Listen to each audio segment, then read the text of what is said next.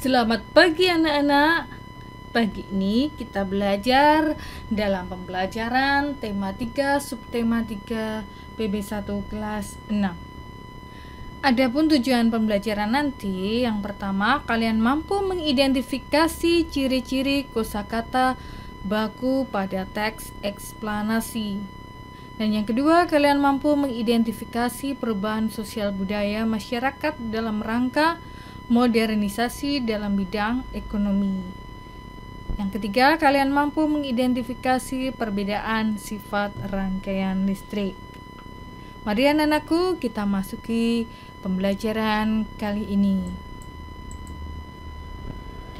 Nah, kita sudah mempelajari tokoh-tokoh dunia dengan penemuannya. Lalu, sikap-sikap seperti apakah yang harus dimiliki untuk menjadi seorang penemu? Ayo kita pelajari dengan membaca teks bacaan tentang biografi perjalanan hidup Bapak Habibie. Disiplin dan kerja keras awal dari sebuah inovasi yang cemerlang. Profesor Dr. Ing Bakharudin Yusuf Habibie adalah Presiden ketiga RI yang menjadi kebanggaan bangsa Indonesia. Beliau dilahirkan di Parepare, Sulawesi Selatan, tanggal 25 Juni 1936. Masa kecil Habibie dilalui di Parepare. Sikap hidup disiplin dan kerja keras telah ditunjukkan Habibie sejak kanak-kanak. Ia memiliki semangat tinggi pada ilmu pengetahuan dan teknologi. Ia melanjutkan SMA di Bandung dan prestasinya selalu menonjol terutama pada pelajaran IPA dan matematika. Perjuangan keras di perantauan. Didukung oleh kemauan keras untuk belajar, selepas SMA beliau masuk di ITB atau Institut Teknologi Bandung. Kemudian mendapatkan beasiswa untuk melanjutkan kuliah di Jerman jurusan konstruksi pesawat terbang. Ia bertekad bulat untuk bekerja keras dan harus sukses. Habibie selalu menggunakan musim liburnya dengan bekerja mencari uang untuk membeli buku sebagai pendukung sekolahnya. Tahun 1960, Habibie mendapat gelar Diploma Ing di Jerman dengan nilai sempurna. Ia bekerja di industri kereta api Jerman dan berhasil menemukan cara untuk membuat 1000 wagon kereta api berkekuatan tinggi. Di pagi buta, Habibie harus berjalan kaki cepat ke tempat kerja yang jauh untuk menghemat kebutuhan hidup. Kemudian pulang pada malam hari dan belajar untuk kuliahnya. Tahun 1965, Habibie mendapat gelar Dr. Ingenieur dengan nilai sangat sempurna. Buah dari kerja keras. Habibie kemudian bekerja di industri pesawat terbang Jerman. Karena sikap disiplin dan kerja keras, karirnya terus naik hingga dipercaya menjadi Vice President sekaligus Direktur dan Penasihat Senior bidang teknologi. Ia menjadi satu-satunya orang Asia yang berhasil menduduki jabatan bergengsi di perusahaan pesawat terbang Jerman. Kecintaan pada tanah air. Tahun 1968, Habibie mengundang 40 insinyur Indonesia untuk bekerja di Jerman guna mempersiapkan keterampilan dan pengalaman mereka dalam membuat produksi industri dirgantara, maritim dan darat di tanah air. Tahun 1974, Habibie diminta pulang ke tanah air dan menjadi penasihat pemerintah di bidang teknologi pesawat terbang. Ia menjadi Menteri Negara Riset dan Teknologi hingga menjadi Wakil Presiden dan Presiden RI ketiga. Prestasi cemerlang buah dari disiplin dan kerja keras. Habibie menyumbang berbagai penemuan dan sejumlah teori di bidang konstruksi pesawat terbang seperti Habibie Factor, Habibie Theorem, dan Habibie Method yang dipakai oleh universitas di seluruh dunia. Ia dijuluki sebagai Mr. Crack karena menemukan rumus untuk menghitung cacat badan pesawat terbang.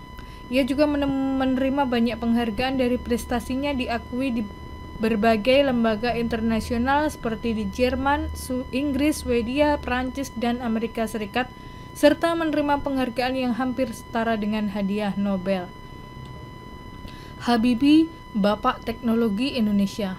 Tahun 1976, Habibie mendirikan industri pesawat terbang pertama di kawasan Asia Tenggara, yaitu PT Nurtonio dan industri strategis lainnya. Industri binaannya berhasil memproduksi pesawat terbang, helikopter, senjata amunisi, kapal, tank, panser, water cannon, kendaraan RPPM, kendaraan tempur, dan masih banyak lagi baik untuk keperluan sipil maupun militer. Di tingkat dunia, Habibie terlibat dalam berbagai proyek desain dan konstruksi pesawat terbang seperti Fokker, pesawat angkut militer, jet eksekutif, Airbus, pesawat angkut dengan teknologi mendarat dan lepas landas secara vertikal, CN-235 dan CN-250. Selain itu, Habibie secara tidak langsung ikut terlibat dalam proyek perhitungan dan desainer helikopter, pesawat tempur multifungsi, beberapa peluru kendali, dan satelit di tingkat dunia. Dari bacaan tersebut, kita dapat menjawab permasalahan-permasalahan atau pertanyaan yang telah disajikan. Di sini ada pertanyaan. Yang pertama, apa topik masalah dari teks tersebut? Topik masalah dari teks tersebut yaitu biografi Profesor Dr. Ing Baharudin Yusuf Habibie. Topik masalah biasanya terletak pada paragraf pertama. Yang kedua, apakah teks tersebut adalah jenis teks eksplanasi ilmiah? Jelaskan dan berikan contohnya. Bukan, karena teks tersebut berisi rentetan peristiwa penting dari seorang tokoh. Hal ini ditunjukkan pada paragraf 2 sampai 6 yang berisi cerita masa kecil Habibie hingga menjadi Bapak Teknologi Indonesia. Yang ketiga, apa pesan yang ingin disampaikan penulis melalui teks tersebut? Bahwa yang ingin disampaikan yaitu kunci sukses dari B.J. Habibie adalah disiplin, semangat yang tinggi, dan kerja keras. Itu tadi tentang biografi B.J. Habibie. Sekarang kita akan belajar tentang kosakata baku. Apa yang dimaksud dengan kosakata baku? Yaitu kosakata yang penulisannya sesuai dengan Pedoman Umum Ejaan Bahasa Indonesia atau PUEBI. Sebaliknya, kosakata non baku adalah kosakata yang penulisannya tidak sesuai dengan Pedoman Umum Ejaan Bahasa Indonesia atau PUEBI. Kosakata baku wajib digunakan dalam tulisan atau percakapan pada acara-acara formal.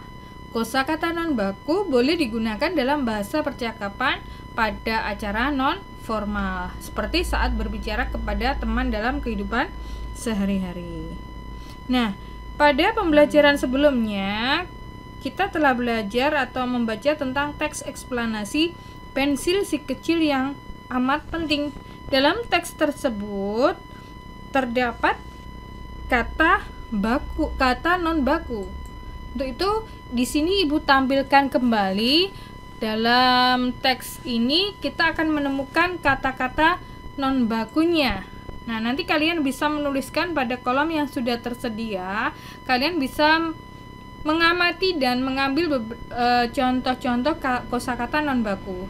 Mari kita amati bersama. Di sini ada kata-kata non baku, yaitu yang bercetak miring. Di sini ada kata gimana sih. Nah, ini termasuk kosakata non baku. Sedangkan kata bakunya yaitu bagaimana. Nah, ini bisa ditulis di sini. Kosakata non baku gimana sih. Untuk arti katanya yaitu merupakan kata tanya untuk menanyakan kondisi atau cara. Sedangkan kata bakunya yaitu bagaimana. Kemudian ada lagi, kita lihat ini ada kata bikin. Ini merupakan kata non baku. Kosakata bakunya yaitu membuat, yang artinya menciptakan sesuatu. Di sini ada yang bergaris miring lagi yaitu modern. Penulisannya tidak baku. Sedangkan yang baku yaitu modern, E-nya ini hilang satu. Berarti MODERN itu penulisan kata baku. Kemudian ada yang bergaris miring zaman. Ini pakai huruf J, ini non baku. Sedangkan bakunya yaitu zaman pakai huruf Z, yang artinya rentang waktu yang menandai sesuatu. Kemudian di sini Ibu menemukan dipakai. Dipakai ini tidak baku, dan bakunya yaitu dipakai, yang artinya memanfaatkan sesuatu. Kalian nanti bisa mengamati lebih lanjut. Di sini banyak sekali kata-kata non baku dan merubahnya menjadi kata baku. Anak-anakku, setelah belajar kosakata baku dan baku, kosakata non baku dan baku, kita akan melanjutkan pembelajaran selanjutnya, yaitu bahwa Habibie dengan penemuannya telah memberikan manfaat yang cukup besar terhadap dunia transportasi, khususnya pada transportasi udara. Bagaimana pengaruh alat transportasi terhadap kehidupan ekonomi masyarakat Indonesia? Nah, di sini Ibu memiliki proses distribusi dalam kegiatan ekonomi. Kegiatan distribusi yaitu kegiatan penyaluran barang atau jasa dari produsen ke konsumen. Dari gambar ini dapat kita amati bahwa sebuah pabrik menghasilkan barang, kemudian diangkut atau didistribusikan baik melalui darat maupun udara. Kemudian menuju ke agen. Dari agen diteruskan ke agen, di bawah agen yaitu toko, supermarket, ataupun juga toko rumahan. Nah, di sini penyaluran distribusi ini membutuhkan alat transportasi modern, baik mobil maupun pesawat. Yang pertama, bagaimana pengaruh alat transportasi modern terhadap penyebaran barang-barang hasil produksi pertanian, perikanan, dan industri? Nah, sangat berpengaruh karena alat-alat transportasi mengangkut barang yang dihasilkan dari produsen. Nah, apa yang akan terjadi pada kehidupan masyarakat jika tidak terdapat beragam alat transportasi modern seperti pesawat terbang, kapal laut, kereta api, dan truk kargo? Yang terjadi maka penyaluran barang-barang itu tidak merata. Banyak sekali nanti dampaknya atau efeknya jika tidak ada alat transportasi. Kalian bisa menuliskannya di sini. Di sini beragam hasil produksi, ada bahan pangan, ada pakaian, ada obat-obatan, ada bahan bangunan. Apabila ada alat transportasi, maka kehidupan masyarakat bagaimana? Kehidupan masyarakat, jika ada alat transportasi untuk menyalurkan barang tadi, maka distribusi barang-barang kebutuhan lebih merata. Kemudian juga mendukung pemerataan pembangunan, kemudian menjaga dan meningkatkan ekonomi masyarakat. Harga barang pun menjadi stabil. Sedangkan di sini apabila tidak ada alat transportasi, maka apa yang akan terjadi? Yang akan terjadi, harga barang-barang di masyarakat menjadi mahal dan distribusi barang-barang kebutuhan juga tidak merata, sehingga dapat menghambat pembangunan. Nah, anak-anak, itu tadi tentang manfaat alat transportasi dalam penyaluran hasil produksi.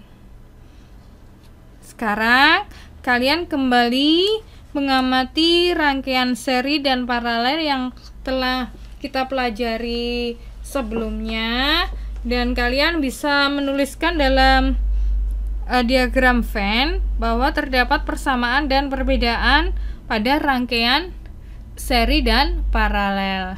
Di sini seperti yang kita ketahui bahwa rangkaian seri yaitu ciri-cirinya disusun sebaris, kemudian terdiri dari satu